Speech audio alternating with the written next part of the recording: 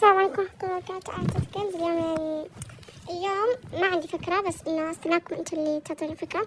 شوفوا، أنا عندي فكرة في راسي إنه أنتوا تختارون إيموجي. مثلا مثال، بنت اختارت إيموجي وحطت اسمها، مثلا هذه واسمها نوف مثال، يعني كيف أحطه هنا؟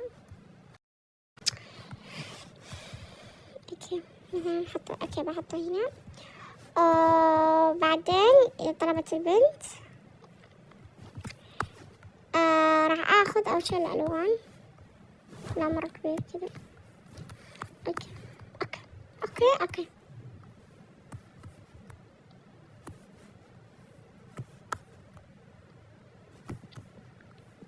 ما ادري اوكي خلاص بسكت.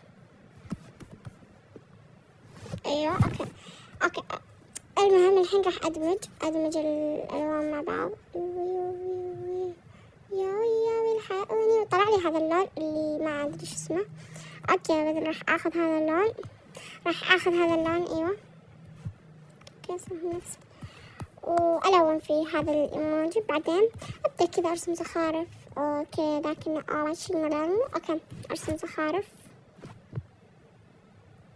ما ادري ايش دخل الزخارف اللي هنا، بس برسم زخارف. بعدين مثلا قلنا لكم مثال ان اللي طلبت اسمها نوف، ما راح اكتب نوف كذا، يعني بروح الكتابة ونوف. بعدين يا ارسم هي الايموجي حقه احطه هنا، او لا ما احس، لا ما بحطه. بس والله يعني تكون القائمة اللي ما ادري ايش فايدتها، بس كذا. يلا الحين استنى استنى طلباتكم. يلا